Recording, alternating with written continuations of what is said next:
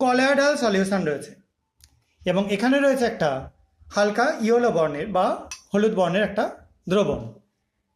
আমরা আজকে এখানে KMnO4 সলিউশন নিয়ে নিয়েছি। এটা নিয়ে তিনটের মধ্যে যোগ করে দেখব কি কি পরিবর্তন ঘটে। প্রথমটাই যোগ করছি, দেখো, দ্বিতীয়টায় যোগ করছি, তৃতীয়টায় যোগ করছি। এবার যোগ করে আমি এগুলোকে একটুখানি ভালো করে নাড়িয়ে দিচ্ছি। দেখো মানে একদম ফার্স্টের যেটা, সেটা কিন্তু যা তার নিজস্ব কালার KMnO4 এর, সেটা এখন বজায় রেখেছে। আমরা তাও কিছুক্ষণ পর ওয়েট করে দেখব কি কালার হয়। মাঝখানেরটা দেখো সঙ্গে সঙ্গে কিন্তু কালার চলে গেল।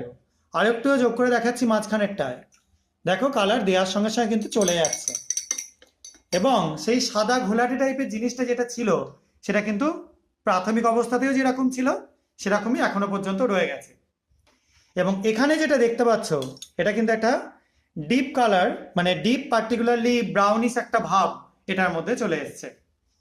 এবার আমরা এখানে কিছুটা যোগ করে দেবো কনসেন্ট্রেট HCl সলিউশন দুটোতেই।